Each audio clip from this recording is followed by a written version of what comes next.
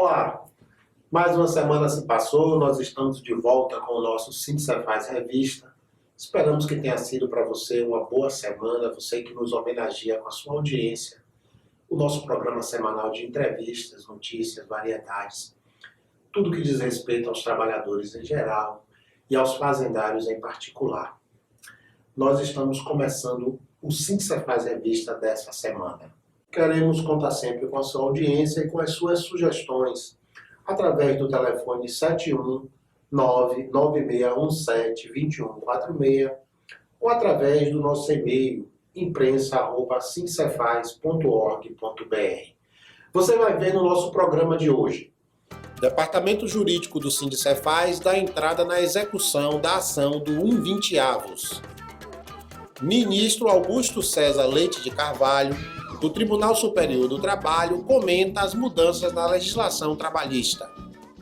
E aqui em nossos estúdios a presença da professora Petilda Vasques. Ela é a nossa entrevistada de hoje.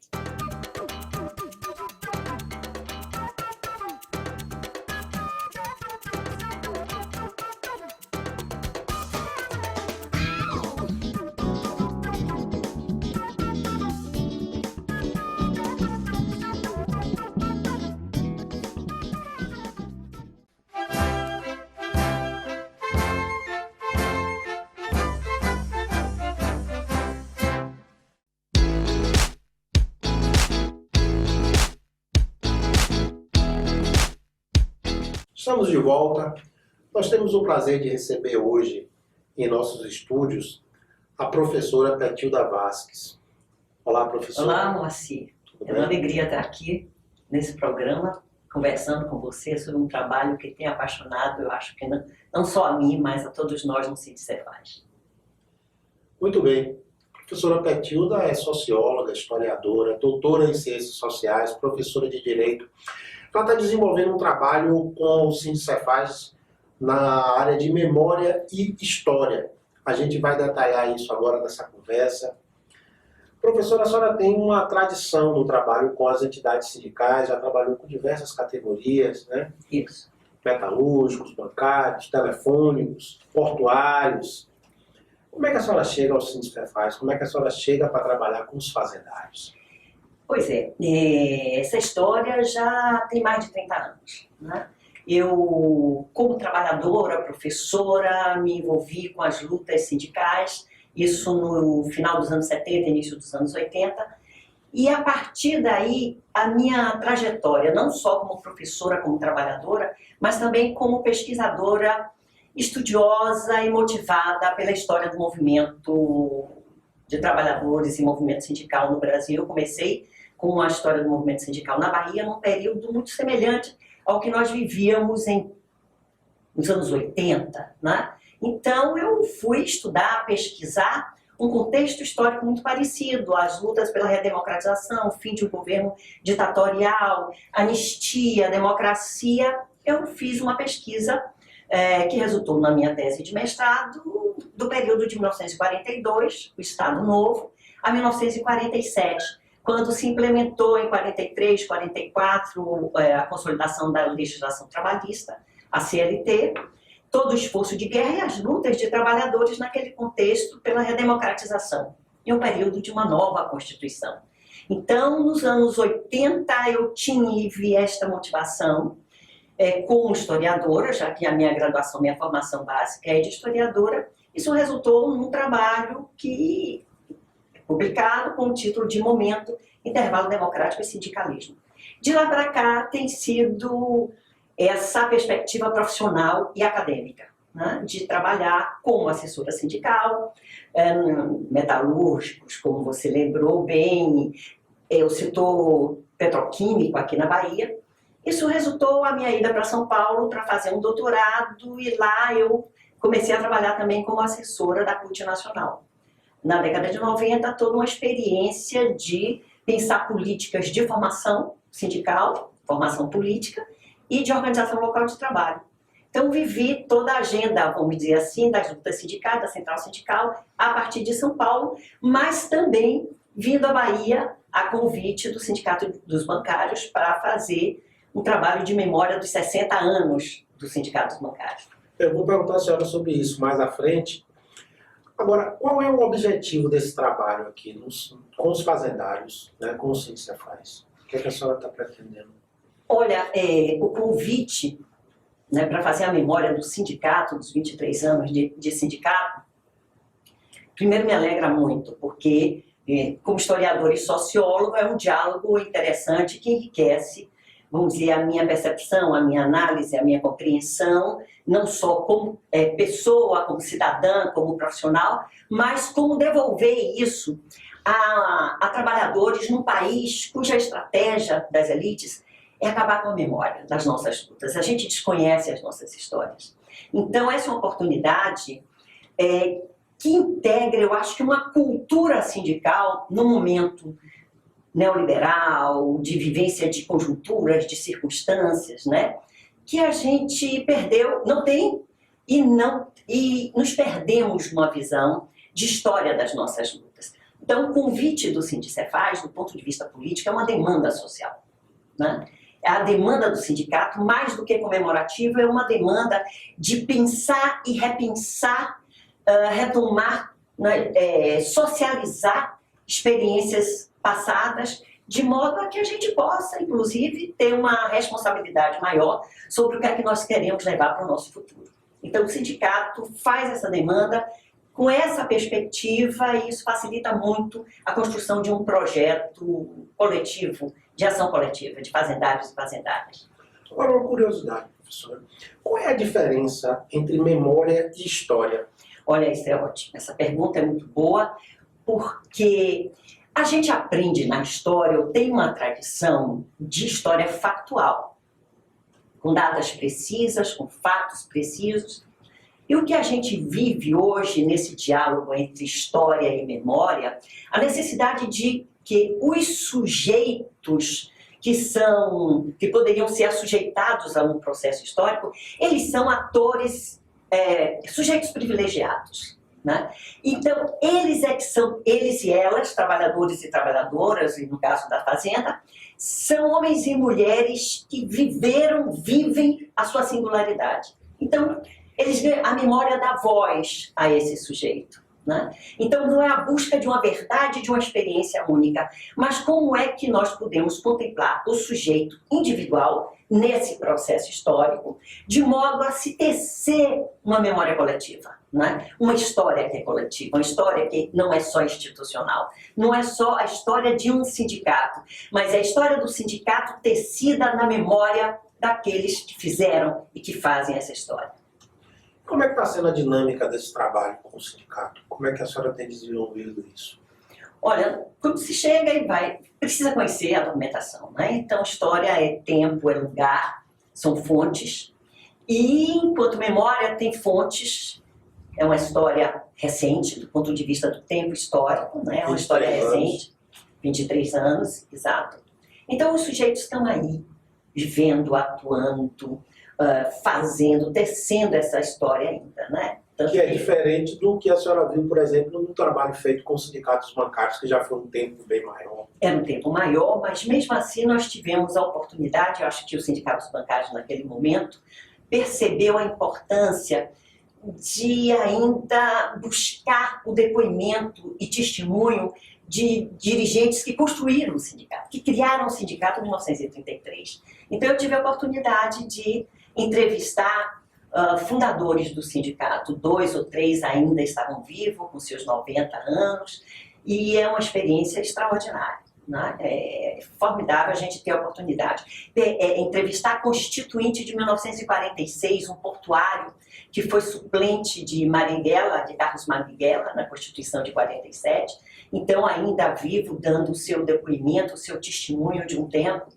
E no sindicato, no Sindicefaz, existe um acervo, né, organizado, fotográfico, documental, de jornais, e esse testemunho desses homens e mulheres que fazem a Bahia, né, que fazem no sentido da fazendo a Bahia, com o seu trabalho, com as suas profissões, com suas responsabilidades, sua visão de Estado, né? Então é uma história muito viva, né? através da memória dessas pessoas. Então, o primeiro momento é identificação dessa documentação. Imediatamente passo para fazer, colher entrevistas ou depoimentos, mais uma metodologia de história oral, né? De dirigentes, de funcionários, né? É importante entender isso, que as instituições são feitas pelo sujeito instituinte. Então, isso também é uma escolha metodológica que é uma escolha política também. Essa escolha política de dar voz a esse sujeito que transcende a visão mais institucionalizada da pessoa jurídica. Mas são homens e mulheres que fazem, que têm essa história e que têm o que dizer, muito falar. E que essa sob ângulos, inclusive, diferentes, né? Diferentes, exato, bem lembrado, muito bem lembrado. Porque você tem um fato, uma experiência histórica, e ela é narrada de uma forma diferente de como o sujeito sentiu, experimentou. Então, a categoria experiência no trabalho, ela é reveladora eu diria, de análises, né? O conjunto dessas experiências individuais permitem um aprofundamento e uma amplitude, um escopo de análise de experiências históricas que não tem só uma visão, que não é só uma visão oficial ou de um historiador ou de um dirigente, mas é um coletivo que tece. Então, você tem diversas abordagens, muitas variáveis, e como esse sujeito se apropria da sua história, que é sua, singular, e que também é coletiva. Então, você tem um retorno de um amadurecimento político nesse processo de depoimento de história oral, que é muito interessante. O sujeito fica mais politizado daquela experiência.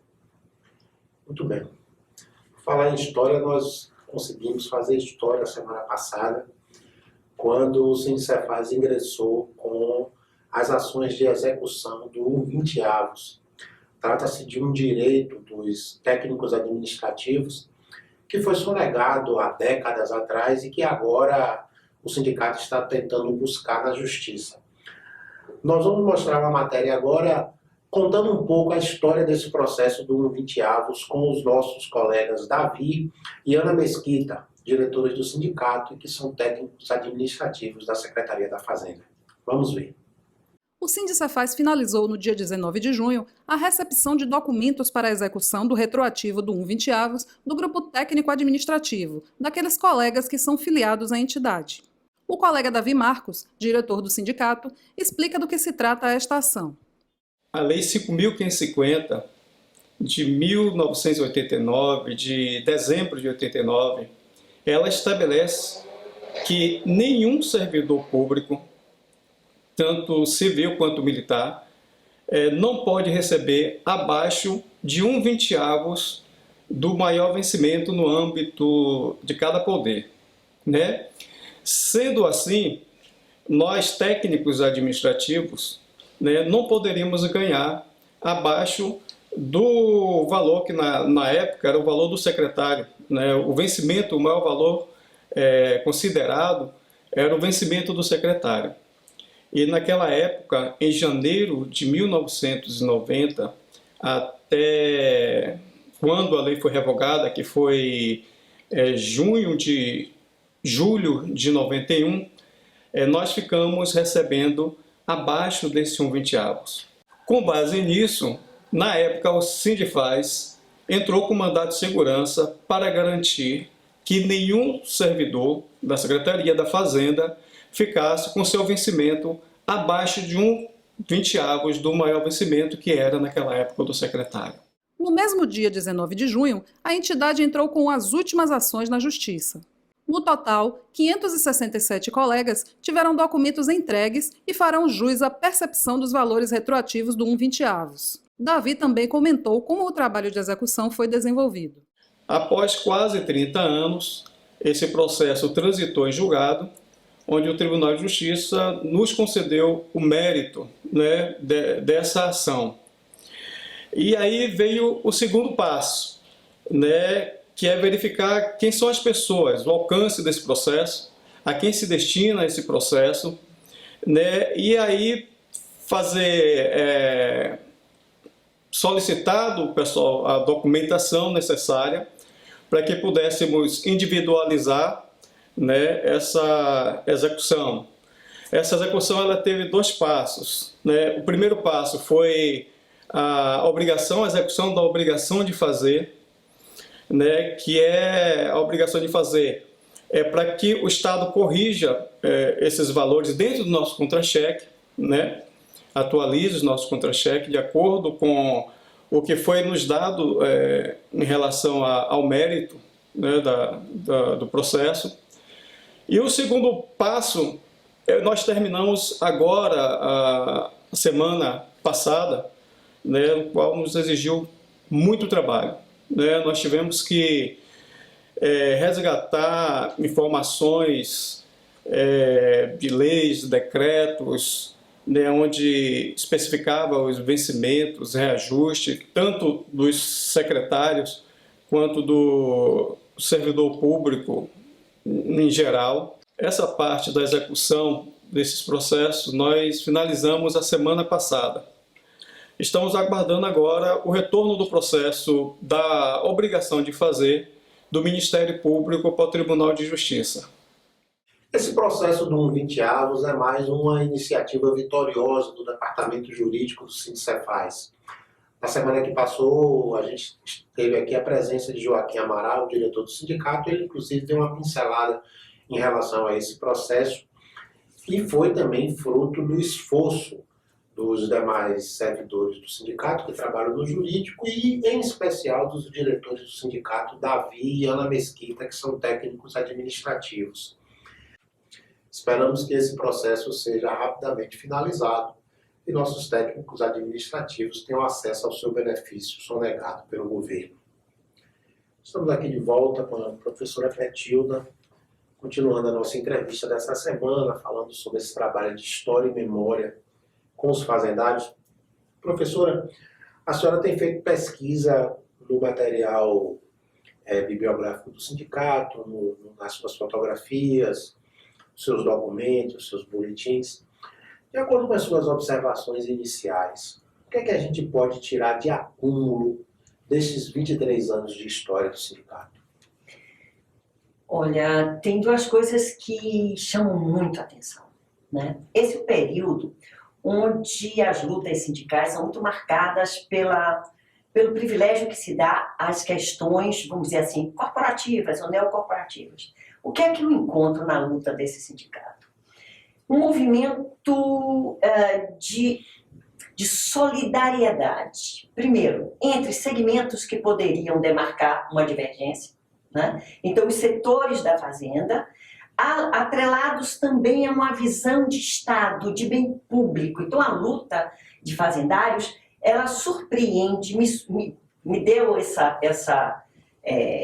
me trouxe essa dimensão de classe, né? Mais do que o conflito de interesse. Então, é o auditor fiscal com o técnico, o agente tributário, com o técnico administrativo, numa mesma luta, né? Uma mesma luta. E isso traz, vamos dizer assim, algo que é de mérito do trabalho do fazendário, que é a questão de que o fruto do trabalho dele é um bem público, né? São os recursos que irão ser destinados para o desenvolvimento, para as políticas públicas. Então, esta luta me dá uma dimensão de classe que eu não imaginava encontrar neste período, nessas décadas. Uma função social. Exatamente. A responsabilidade social do trabalho de fazendários e fazendárias grita na luta deles, né? Falo. A outra coisa é uma ação muito importante para a década de 90, no que diz respeito à implementação já de um modelo neoliberal. E aqui a Bahia, num governo marcado praticamente a década por uma das figuras mais importantes da política nacional, um modelo já neoliberal, de reforma de Estado, de revisão constitucional, que foi o período de Antônio Carlos Magalhães. Vocês têm uma ação sindical, assim que eu diria, de vanguarda de enfrentamento dos ajustes e do desmonte do Estado, né? Então, isso tem uma história que eu acho que é privilegiada, que o Brasil precisa conhecer.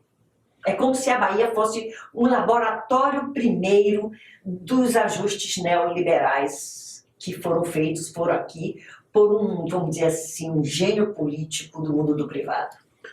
Esses dois aspectos que a senhora destacou nessa pesquisa inicial tem tudo a ver com o tema que a senhora tem desenvolvido ao longo dessa sua trajetória acadêmica, mundo do trabalho e sindicalismo. Como é que a senhora avalia esses homens e mulheres envolvidos hoje nesse momento do trabalho, nessa realidade de mudanças na lei, de precarização, de relações de trabalho que não valorizam o ser humano, a pessoa? Pois é, esse é o paradoxo. Esse é o paradoxo. Se você tem uma dimensão de Estado mínimo, perda de direitos sociais, que na realidade não são dádivas, são conquistas de lutas de décadas e de anos anteriores, né? Então, essa ideia de assistência ou de tutela do Estado nada mais é do que a afirmação de demandas feitas em outros tempos por outros homens e mulheres. Então, isso, sem dúvida, é de uma crueldade, de um desrespeito que reedita a dificuldade de cidadania no nosso país. Mas, por outro lado, eu tenho um certo otimismo, porque eu vejo que está claro, né? Fica muito claro, de que é uma república que não é res pública, que não é de coisa pública. Então, eu tenho a impressão que são os estertores de uma república, de uma elite que não suporta ter povo no orçamento público, né? Então eu acho que não dá para levar para o futuro, está muito claro de que essa luta por cidadania, por direito, é algo que é do sujeito, tem que ser de posse e gozo. Então a lei deixa de ser uma cultura jurídica de obediência para passar a ser a lei como fruto de gozo desse cidadão, dessa cidadã, desse trabalhador e dessa trabalhadora, né? E isso tece, de alguma forma, restaura uma nova solidariedade. Então, acho que a gente está vendo o desrespeito de uma elite que é cruel com o mundo do trabalho, sempre foi assim com os índios, com os escravos, né? E a gente está decodificando que tem esse gozo perverso neste país de uma tradição de cultura de que o trabalho é um lugar para corpos sacrificados, que é um lugar de pobreza material e de pobreza simbólica. A gente não vai levar isso para o futuro. Eu tenho certeza que nós estamos vivendo esse momento que é difícil, mas de romper com esse campo historicamente traçado nesse país. É a nossa luta. Sobre esse tema, inclusive, nós tivemos uma conversa com o ministro do Tribunal Superior do Trabalho, Augusto César Leite de Carvalho, durante o 5º encontro de direito sindical. Nós conversamos com ele e ouvimos um pouco suas opiniões sobre as mudanças que ocorreram na legislação trabalhista, em especial nos últimos 3 anos, de 2017 até 2019. Vamos assistir essa conversa.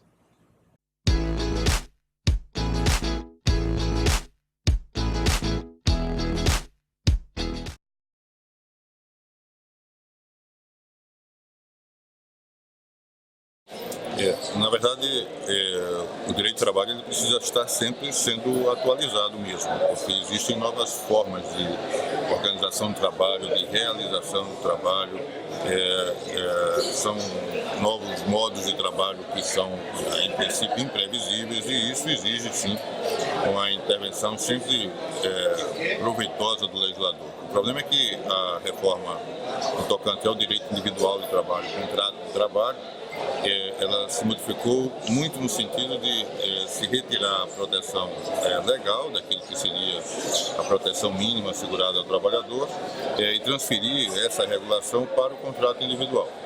E aí, na verdade, não existe propriamente uma modernização nesse sentido. Se nós formos pensar historicamente, teria havido, inclusive, uma possibilidade de retrocesso.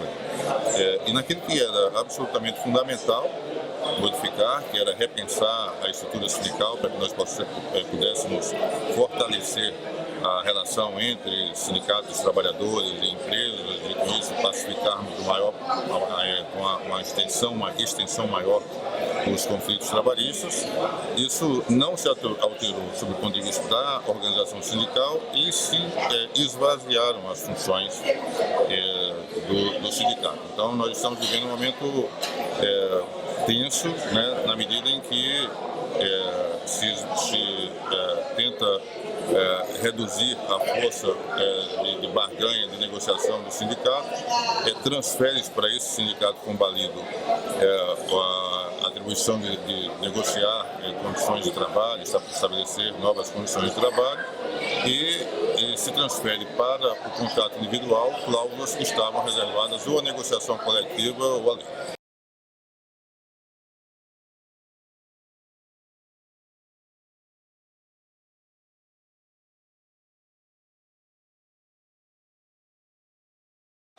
O TST não tem a opção de não cumprir a lei. Não é? A Lei 3.467 ela está presente, a Lei 3.429.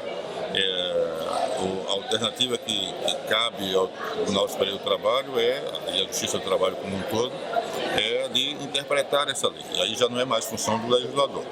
A interpretação cabe mesmo ao juiz, mediante a provocação dos advogados, dos procuradores, o estudo teórico. A academia está bem atuante no sentido de tentar compatibilizar aquilo que é essa nova CLT com normas de direito constitucional, de direito internacional, que também visam a proteção do trabalhador, estabelecem um primado do trabalho como preocupação social que deve prevalecer, tocante inclusive a uma dimensão dos direitos humanos, dos direitos fundamentais, que cuidam dessa proteção.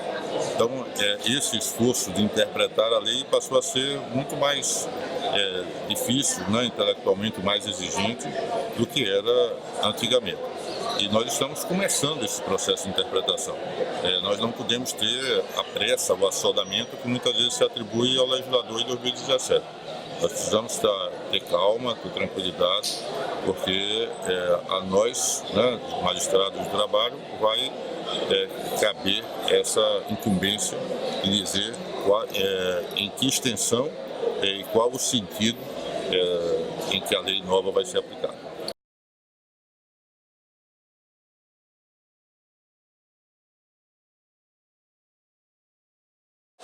Sim, e tornou mais, vamos dizer assim, tornou mais complexa a atuação, né, jurisdicional, a atuação do juiz de trabalho, porque em boa parte dos casos nós não precisávamos, por exemplo, recorrer à Constituição ou a tratados internacionais que tratam de direitos de índole trabalhista na hora de solucionar conflitos, porque nós tínhamos uma lei que estabelecia esse mínimo de proteção. Essa lei agora está com um sinal parcialmente invertido. E isso não significa dizer que ela não deve ser cumprida, ela é lei, a esfera da política deve ser sempre respeitada, da democracia formal, isso é importante, mas ela exige um esforço maior de interpretação do que aquilo que nós tínhamos anteriormente. A professora Petilda Vasquez esteve também presente neste 5º encontro de direito sindical, participando de uma das mesas do evento, e teve a oportunidade de ouvir as palestras, entre as quais a palestra do ministro Augusto César Leite. Professora Petilda, diante dessa realidade que se impõe, quais os desafios que os sindicatos têm para enfrentar este momento tão adverso? Olha, eu acho uma das coisas mais importantes que esse congresso levantou é exatamente a situação, a necessidade de solidariedade entre sindicatos. Sindicatos mais fortes, dialogarem, estarem próximos, apoiando as lutas de sindicatos com mais fragilidade. Essa é uma dimensão importante. A outra é, do ponto de vista jurídico e do direito, eu acho que tem um desafio de juristas, advogados e sindicalistas a tentarem para a necessidade daquilo que em direito a gente chama de hermenêutica. Novas análises, interpretações, força argumentativa. Isso é um desafio para o sindicalismo de estudo, de formação.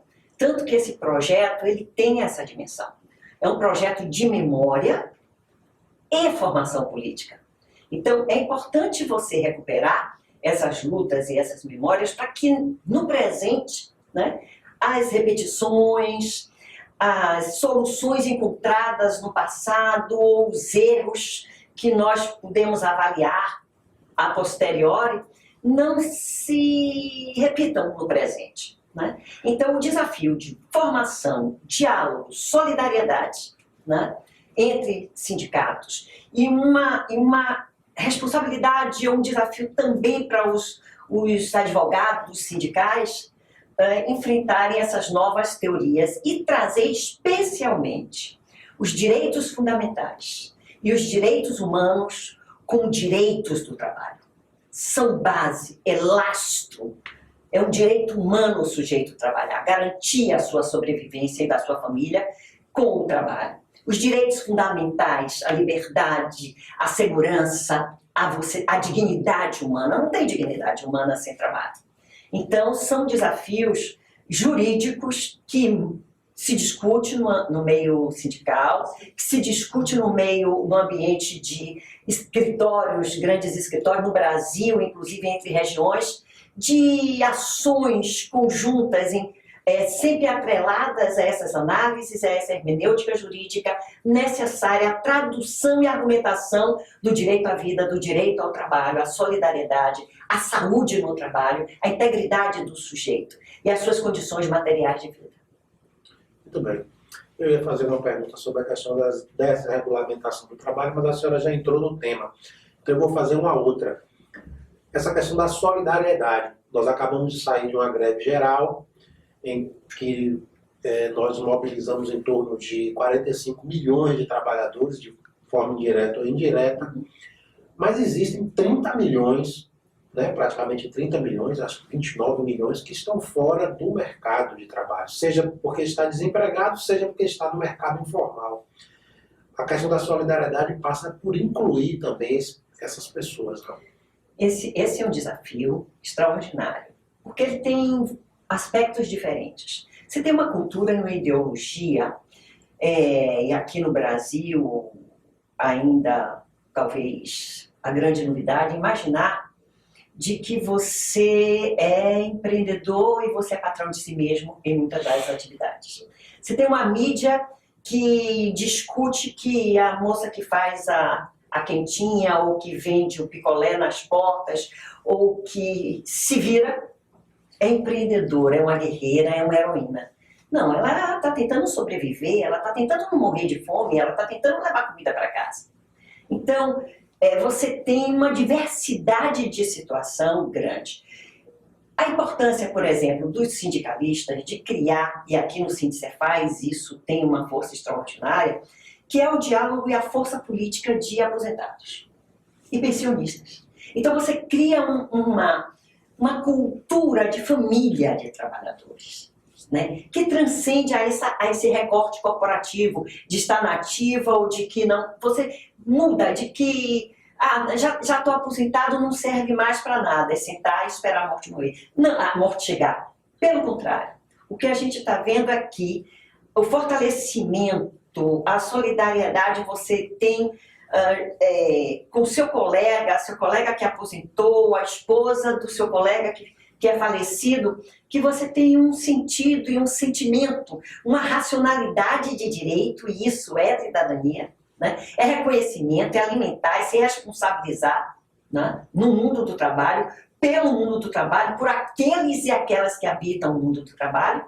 ao tempo que você estende isso a outros segmentos. Isso começa a restaurar a valorização da vida, né? Isso muda a cultura e o lugar de trabalho, deixa de ser um lugar funcional, hierarquizado ou de status.